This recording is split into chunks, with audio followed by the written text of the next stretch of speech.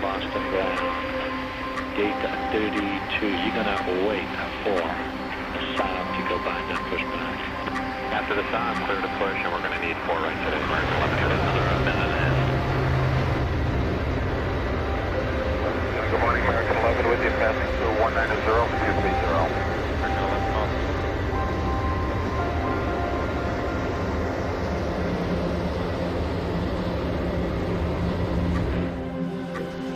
Hi, Cleveland, New York, Boston. I got a little situation with American 11, American 11. American Airlines emergency line, please state your emergency. Hey, this is Nitty, American Airlines calling. I am monitoring a call in which Flight 11, the flight attendant is advising our reps that the pilot and everyone's been stabbed. I'm number 3 to that. Flight 11? I have some stabbed in business class. And I think they're late. They can't breathe. I don't know. I think it's hijacked.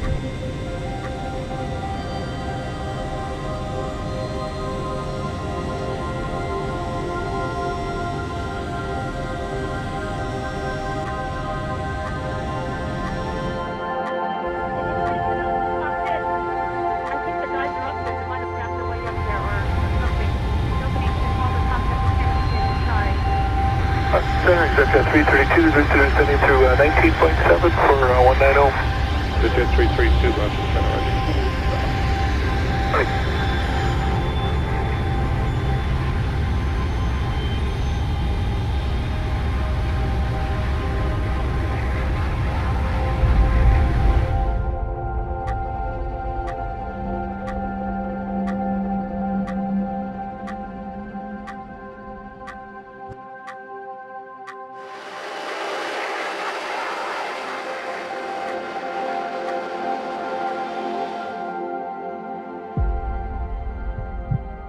Nobody move.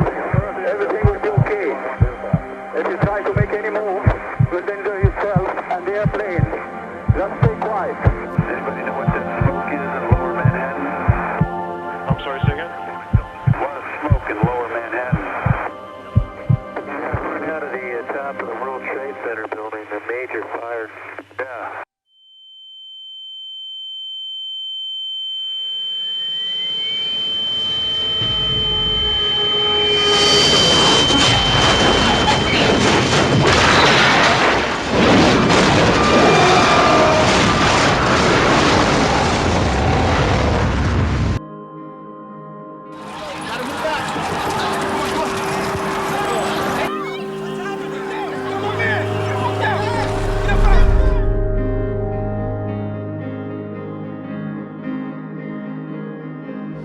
Can you tell me if we know for sure it was American 11 that went into the trade center? We think that's who it was. Okay. And we're missing another flight also. Which flight are you missing? 77. And when was the last time you knew for sure something about him? He was in, wait a minute, he's out of Dulles. Okay, and... Dulles, LA, and they both apparently have been hijacked. You got your window right now? Yeah. Can you see God about 4,000 feet, about 5 east of the airport right now? Looks like he's... Yeah, that's him. You see God, look, is he the same for the building also? Oh my God. Wow. All buildings just came apart.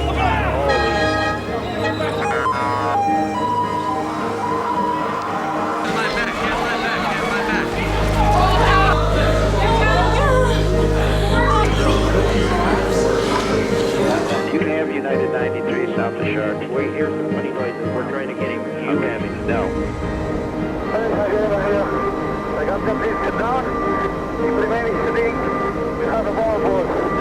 Oh, it's calling Cleveland Center, you're unreadable. Say again.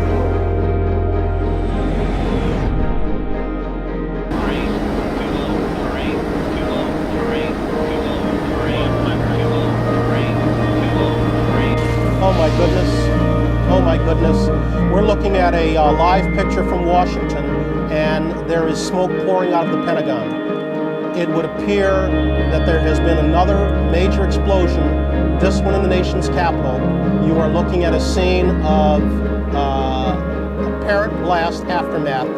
there is smoke in the air over the Pentagon. We don't know whether this is the result of a bomb or whether it is yet another aircraft that has targeted a symbol of the United States power, but there is smoke pouring out of the Pentagon. Oh my God. Oh my God.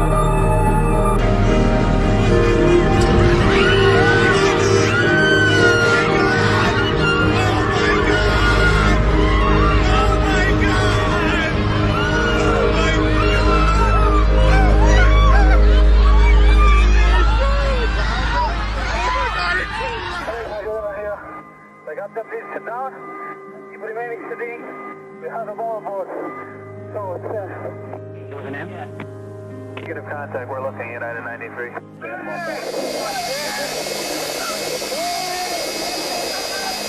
Somebody call please. I'm back at 1060 with you. We're 37 on. We're slowing down. There's delays possible going.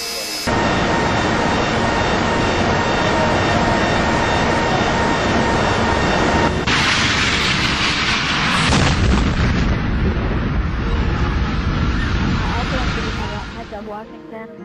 Go ahead. United 93. Have you got information on that yet? Yeah, he's down. You know, when it went down, I could see like it was out of it. Yeah, it seemed like it just sort of... Oh,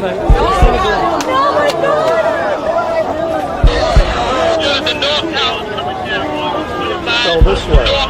Coming down, Cat. Well, it's one piece still not going down.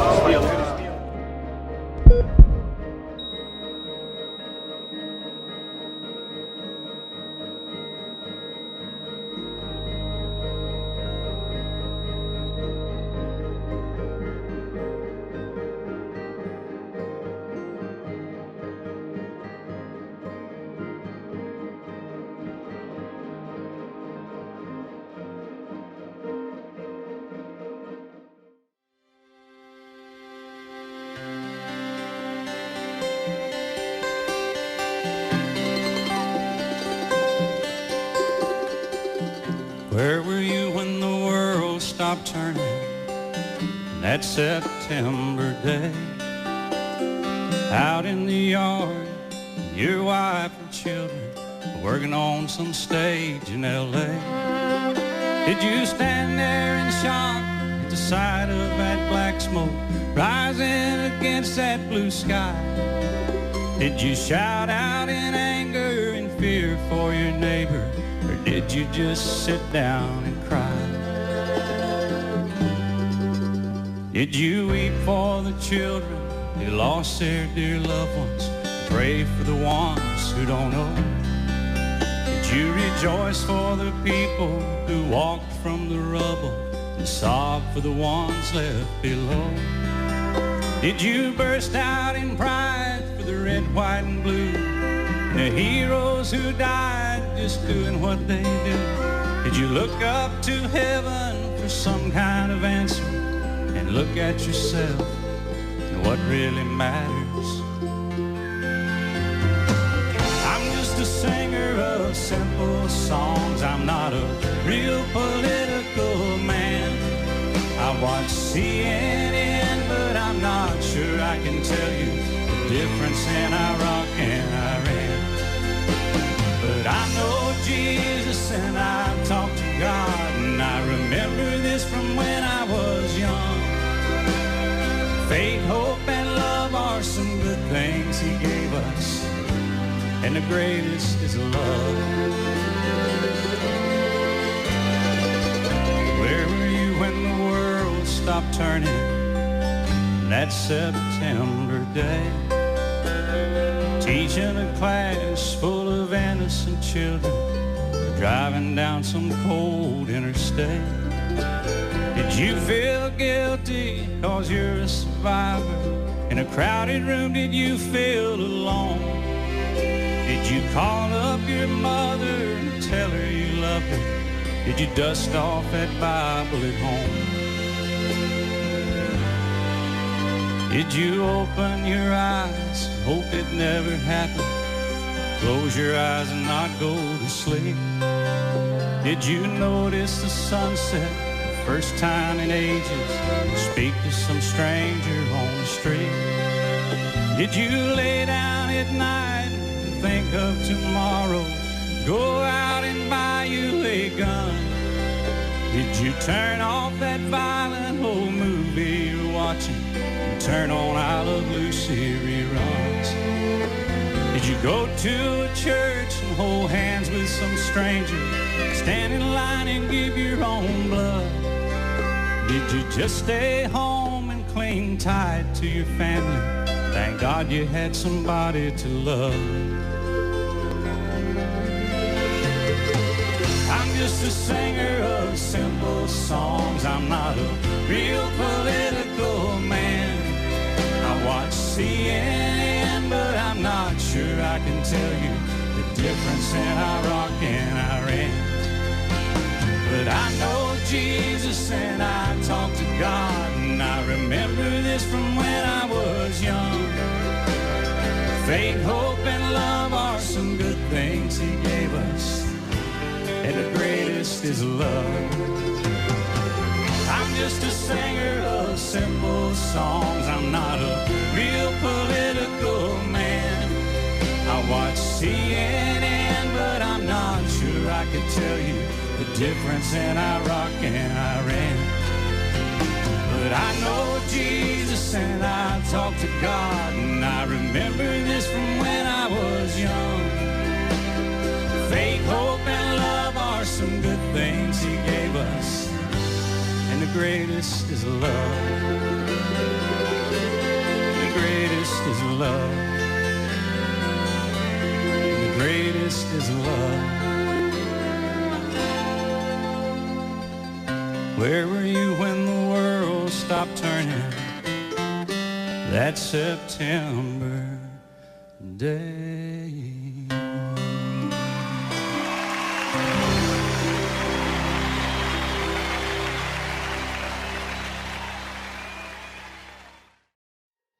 September 11, 2001, I was at the old Women's Hospital.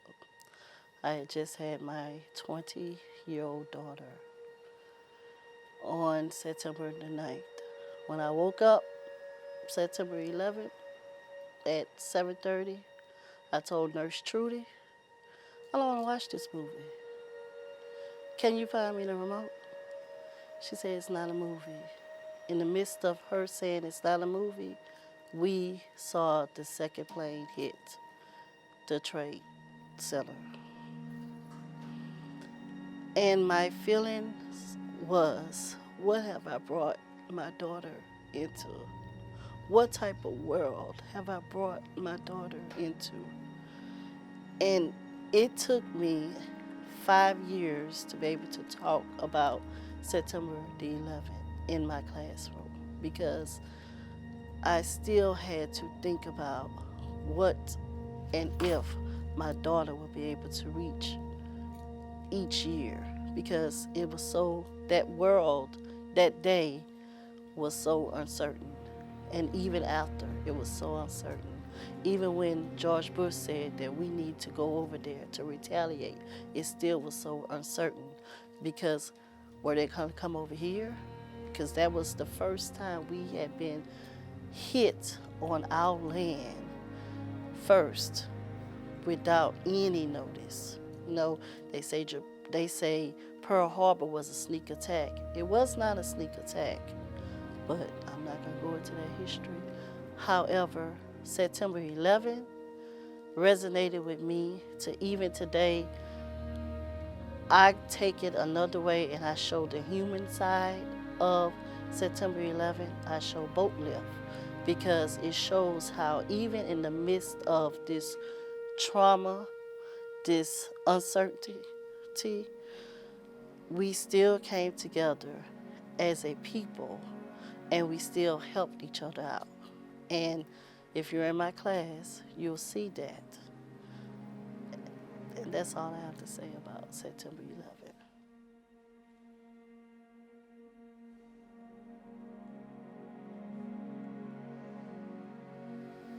Well, basically, I was working as a security office manager here in Baton Rouge.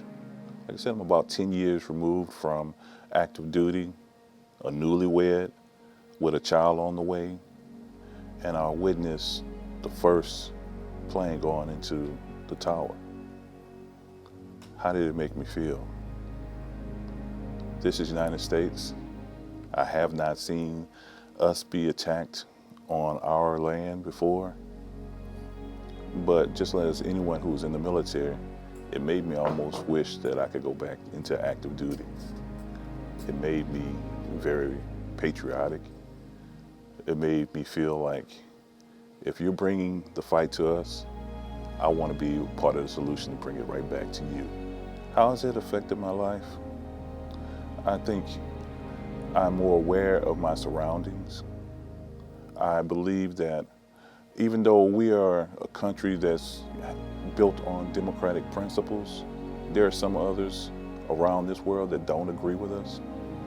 But to borrow someone else's phrase, I'm going to think about America first more. And so therefore, I think it makes me a better American.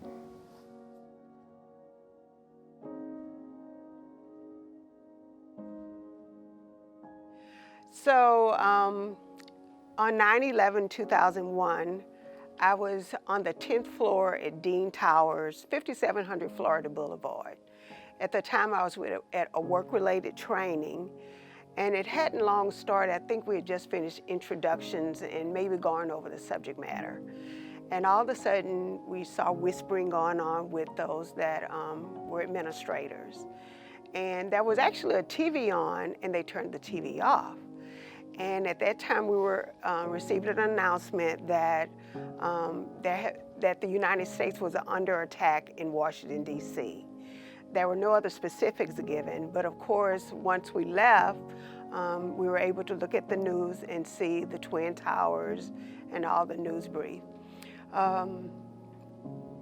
That basically changed my life from having the comfortable thinking nothing could happen in the United States, that we were a safe country, that all the things that I have seen regarding other countries under attack, the idea that that could actually happen in this country kind of shook my security. And to this day forward, I think everyone that lived during that time lived knowing that anything is possible.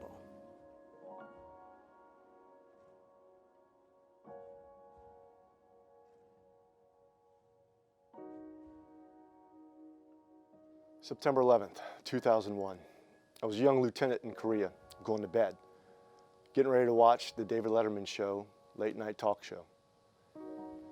Switches into the live news feed, and as they switched in, I saw the second plane hit tower number 2. I immediately went into what the heck just happened mode. Went and got the other lieutenants who lived in the building I was in. Told them to come to my room and watch the television. We all sat there and watched in dismay. Started making phone calls. I had to notify our commander, who was, no, that didn't happen. I said, yes, sir, it just did. Next morning, we went into security mode. What were we going to do? I was on the DMZ between North and South Korea. So the only thing we really had to think about was the North making an attack to the South. I was also a young lieutenant who was in the process of getting out of the Army. But like you might hear from other veterans, not on my watch. Found myself less than a year later in Iraq, fighting for freedom and democracy. Because those that attacked us have a disdain for the way of life of the American people. We just saw it again a couple weeks ago. We're probably going to continue to see it. 20 years later, I'm now retired from service. And again, I feel the calling that I need to go back into action. Because what happened a few weeks ago was again similar to 9/11. And sadly to say, I don't think it's over. I think there are going to be more 9/11s in our future. That's why it's important for us to remember right now what happened on that day 20 years ago. For you, the young students of Istrouma, to truly understand and to be cognizant of what's out there and around us. Pay attention. Don't just think about yourselves. Think about the red, white, and blue, the good, the bad, and the ugly, and what it truly means to be an American. I'm proud to be here. I'm proud of the service I had. I'm proud of the 3 years I spent in combat zones fighting for us and our freedom. I just hope none of y'all have to deal with the things and see the things that the veterans of today have had to see.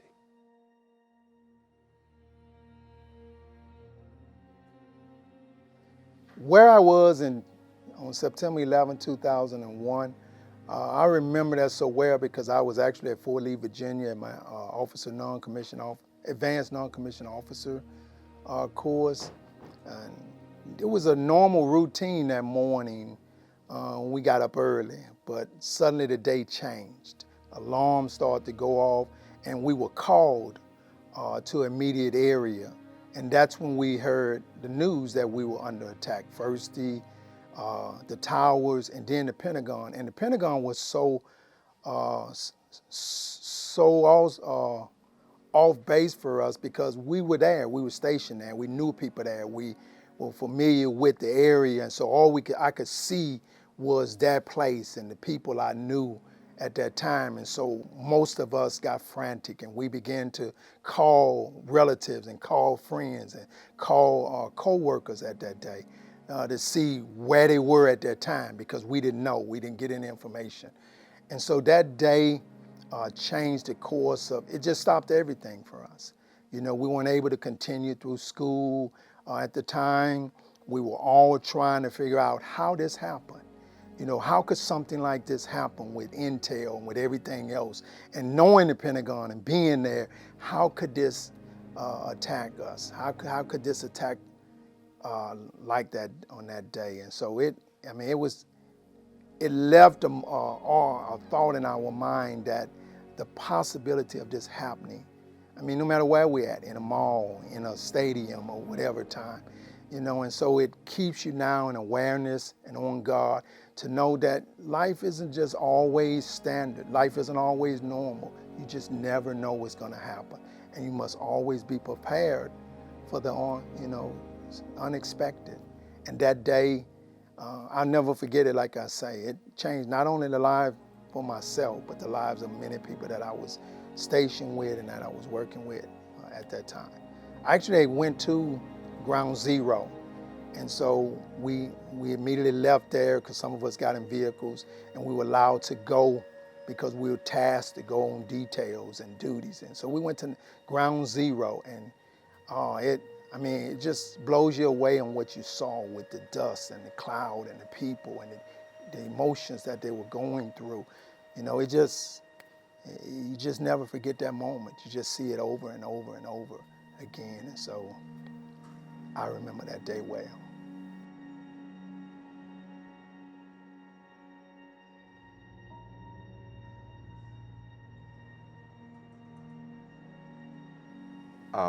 Where I was during the 9/11 attack, I was teaching at an alternative school. I was teaching behavior disorder class at an alternative school, Valley Park Alternative School. And I remember vividly in my class, there were some guys that I worked with. They ran over to my class and they were like hysterical. I'm like, what's going on? What's wrong? And they said, you don't know? I was like, no, what? And so they brought this monitor over and they showed, we looked, and as the monitor lit up, the second plane was flying into the towers. And we were like speechless. And it was, one of the guys was just so hysterical. We had to kind of try to get him calmed down, but it was just amazing. We couldn't believe it. Like, this is not happening. This is actually not happening. And I think it kind of cut to the news, and they actually started saying, this is, we are being attacked. And I was still like, this did not happen. So we kept watching the replays. And I think we watched the replays for about 30 minutes or so. And the kids, they didn't understand. They didn't understand what was happening. But I think shortly after that attack, there was another plane that flew into, I don't know if it was the Pentagon. It wasn't the Pentagon, but it was another military installation, and I remember just being numb, completely numb.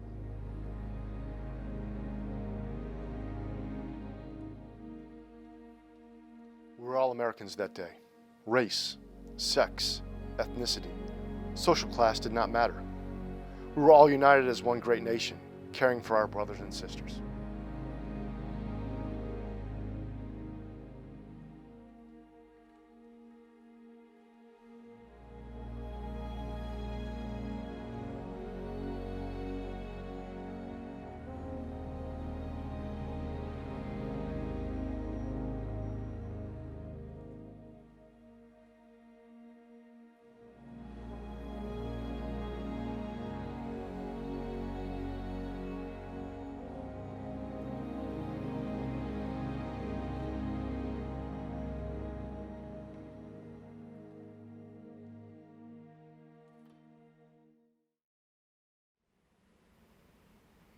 Oh, beautiful, for spacious skies, for amber waves of grain, for purple mountains' majesties above the fruited plain.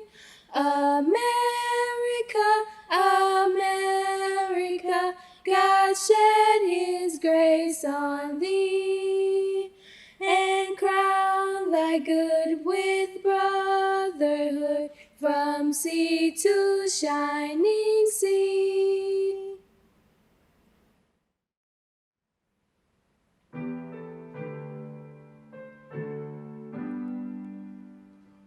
Oh, say, can you see by the dawn's early light what so proudly we held at the twilight's last gleaming, whose brown stripes and bright stars through the perilous fight are the rappers we watched, were so gallantly streaming, and the rockets' red glare, the bombs bursting in air, gave proof through the night that our flag was still there.